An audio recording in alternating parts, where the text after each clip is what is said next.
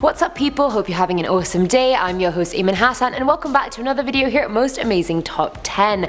Haunted room? Bad. Haunted house? Pretty atrocious. Haunted town? Run for your freaking life, my friend. Honestly, I just don't do well with haunted things, like it's just really a problem. You know what, okay, I just thought about it, and if I had to pick, I don't know, like if I'd rather see a ghost or be possessed by one. Seeing one would stop my heart beating, and at least you don't know what's going on when you're possessed, but do I really want to not be in control for that long? I don't really know.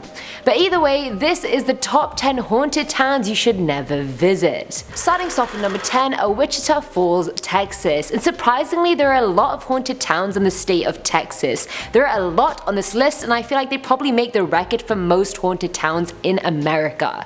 But either way, Wichita Falls is filled, and I mean filled, with haunting stories. There's a site in town called the Witch's Gate that used to be a mansion before it burned down in the 70s. After the man of the house died, his wife went a bit insane, turning to things like witchcraft to try and cope. She somehow burned the mansion down, killing her 2 sons with it. Another story claims the sons were robbed and it was the thief that set the house on fire. The boys haunt the area till this day, and I'm not surprised, I'd be pissed too. Another famous one is the White Sanitarium. Presently a private residence, it used to be a mental hospital in the 20s. After the place closed down, people have seen a group of men sitting around a table playing cards, perhaps the hospital's dead old staff, I don't know, but more famously they've seen a woman in nurse's clothes roaming the building. There's also Pinky's Cave, which is a 3-mile drainage ditch, and kids used to hang out there years ago, but now it's filled with eerie sounds and homeless people, as well as the ghost of a woman and her child who drowned inside the tunnel during a storm. Coming in at number 9 is Pluckley, Kent. Pluckley is a small village in Kent that was named the most haunted village in England by Guinness World Records in 1989. So I don't want to overhype it, but at the same time it clearly deserves the hype. It's said that 12 to 16 ghosts haunt the village and the surrounding areas. The list includes a screaming man who worked at the village brickworks and fell to his death. Another is a highwayman who was pinned to a tree with a sword. That tree was soon named Fright Corner, and that's where his ghost looms every day.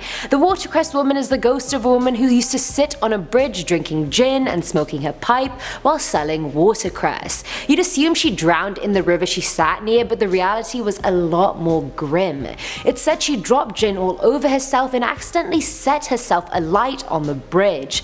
There's also the ghost of a principal who hung himself and was found by his students. On LV Farm, which dates back to 1406, there's the ghost of Edward Brett who shot himself in the dairy. His last words to his wife were, "I will do it," and that's what can be heard whispered around the farm. Then of course, if we're more generic, there's the white lady and the red lady, because make no mistake, there is always a white lady ghost in every list. That's 7 ghosts already, and that's not even the end of it. Based on the deaths in the list, I get the feeling there's like an external force in the village that made people slightly suicidal. That's the vibe I'm getting, I don't really know. At number 8 we have Savannah, Georgia. Apparently it's widespread knowledge that Savannah is the most haunted city in America, and thankfully I've never been. The town was given this title because literally every building in the town is haunted, like everyone. Every building has a story, every building has its own ghost. It's like Savannah is more for the ghosts than it is for the living. The Hamilton Turner Inn is home to the ghost of a man smoking a cigar on its roof, as well as little children.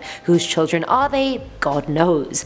Dubbed one of the best haunted hotels in the US because clearly that's a real category, the Marshall House was a hotel that ended up being used as a hospital thrice in its history, and thus you can imagine all the dead patients as ghosts running around. 1790 Inn and Restaurant is the home of a scorned woman called Anna who haunts the upstairs guest rooms waiting for her lost love. But why is Savannah so haunted? Let's go back in history.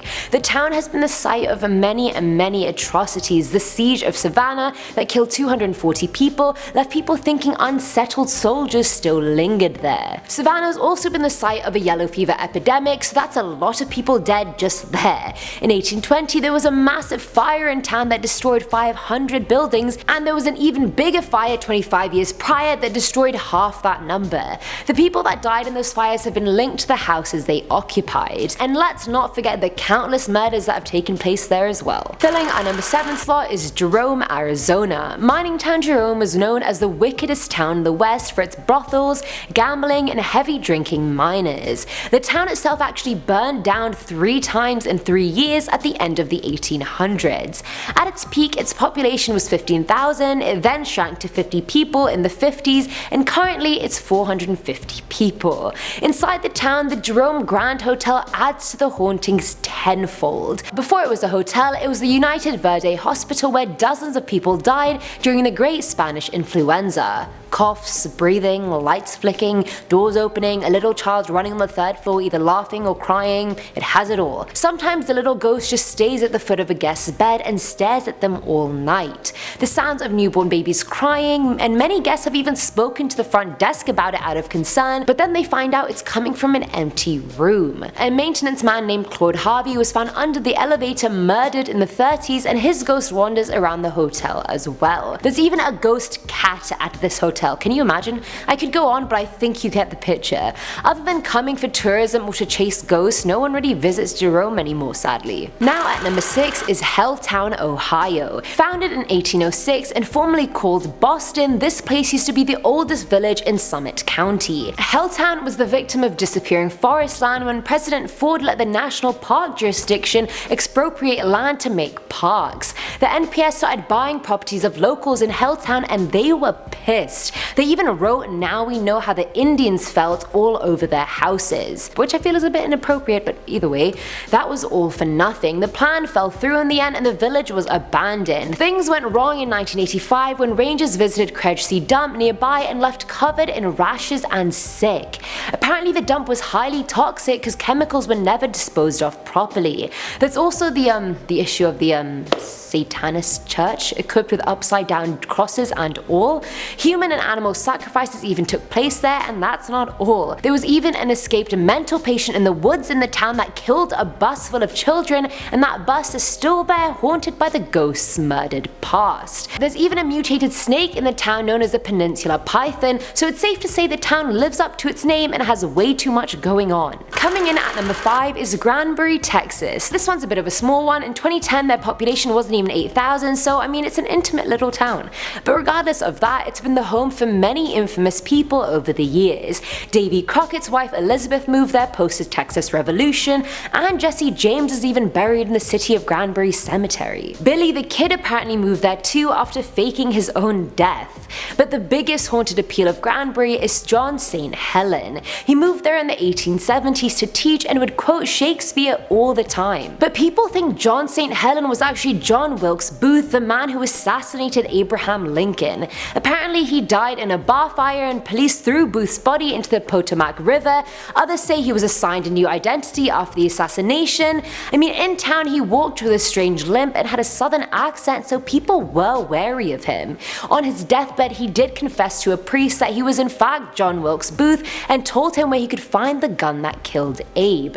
But he didn't die that day. He fled the city, but it's said that when he did finally die wherever that was, he came back to Granbury. The Granbury Opera House is haunted by him now, and you can hear him quoting Shakespeare all the time. Some things never change. At number 4 is Galveston, Texas. This island city's residents are so used to seeing ghosts around that honestly, they don't even bat an eyelid anymore. During the early 1900s, the city opened the Galvez Hotel to honor military leader Bernardo de Galvez, and they commissioned a giant portrait of him to go in its lobby. Soon after the Galvez Hotel opened its doors, guests started complaining this painting would make them feel extremely cold and that his eyes would just follow them everywhere. The hotel is also haunted by a ghost bride who's been seen many times in room 501. It's said she hung herself after finding out her fiancé died at sea, but to make matters worse, he didn't even die. He came to the hotel looking for her and for the marriage that would never be. There was also a storm in 1900 which is still considered the deadliest storm in US history that killed 8,000 residents. Mayfield Manor served as a morgue after the storm, and it's now haunted all year round 24/7 around the clock. Dash beards repeatedly does ghost tours of the city, and he said he's seen them with his own eyes. Among his many stories is one of an office in town that calls 911 every night. The police have gone there countless times to find the office empty and no telephone even connected. Another story is the ghost of a salesman who died inside Madame Harvey's brothel in the 1800s. A police chief moved his body to a park and made it look like he was, feeding pigeons, and put him on a bench so it would be less embarrassing for his family, and the man's ghost is still looking for his car keys. Filling our number 3 slot is Jefferson, Texas. That's 3 towns in Texas in a row now. I really wasn't lying when I said Texas takes the cake on this list. It's been dubbed one of the most haunted towns in the South by many travel channels, and I know it sounds like I'm saying this is one of the most haunted towns ever for every single number, but it's true. Either way, the town is plagued by the apparitions haunting the Jefferson Hotel and the Excelsior House. Let's start with the hotel. There's a staircase inside which is known to be haunted by a little ghost that likes pulling hair and tapping guests' shoulders. Guests have been locked inside their hotel rooms and bathrooms for ages before being let out, whilst hearing a creepy laughter from the other side of the door. Orbs also appear in photos taken inside the hotel, and all this isn't even scaring me, it's just making me feel annoyed for the guests who have to stay there. Not my problem. Not my problem. Anyway, the Excelsior House is another hotel that's basically just as haunted. It houses a headless ghost on the 2nd floor, so might want to avoid that, and it even houses a woman in black carrying a baby. The ghost apparently even spoke to Steven Spielberg in the 80s, and so she got closer to my dreams of becoming an actor than I have, and she's dead. Great. Now at number 2 is Kerrville, Texas. This town is specifically known for 2 haunted buildings whose ghosts seem to go all around the town all the time. The first is Kerr County Courthouse, where 2 tragedies took place. The first was to do with a couple. The man asked his beloved to marry him and she said no, so naturally in a fit of jealousy and rage he killed her and then hung himself right in front of the courthouse. Talk about unable to deal with rejection. Man up, boy. Both have been seen over 100 times at the courthouse and the surrounding area, just milling about. Honestly, I'd be so mad if I was the girl, honestly. Like I said, I didn't want to marry you, and now I'm stuck in this afterlife purgatory with you. Just my luck. Anyway, the second story involves a prisoner who was killed during a rough interrogation, and he too haunts the inside of the building by banging on the bars and throwing papers about. Now the second building is Delaney Hall in Schreiner University. From its name you can probably guess that it's a dorm building at the university, and it's haunted by 8 former students while living students still reside there. The students see doors slamming when the ghosts have fights with one another, and construction workers constantly complain about how their tools go missing because of the ghosts. And finally, at number 1 is Saratoga, Texas. The Light of Saratoga is the legend of mysterious lights appearing and disappearing on Bragg Road that all residents know. The road runs between Beaumont and Livingston and is next to the ghost town of Bragg Station. A haunted road and a ghost town? What a match made in heaven. So strange lights on roads have been featured in many other videos, so this phenomenon is nothing new. Some think it's simply swamp gas, but the most popular story behind it is that a railroad worker was decapitated during a railway accident, and the light comes from the lantern his ghost carries as he looks for his head. Honestly, if he's survived this long without his head, I don't really think he needs it. The second explanation for the lights is a ghostly couple. It said the newlyweds were on their way home on the road when they were stopped by an innocent looking man on the side of the road. However, the man was not innocent at all. He had a gun and a knife and took the man's wife hostage into Big Thicket Forest and killed her there and then disappeared. The man was ordered to wait in the car till they disappeared, otherwise he'd shoot her. He waited and then ran into the forest trying to follow their sounds, but he was too late. So it said the lights on the road are him trying to find his bride's murderer. Love never dies, you guys. Your fiance may be murdered, but your love never dies. And that's it for today's video, guys. I think what we can learn and ultimately take from this video is that there are a lot of salty dead people in Texas that haven't crossed over to the other side. Either way, let me know what you guys thought below, and as always, I'm Eamon Hassan, and I'll catch you next time. Bye!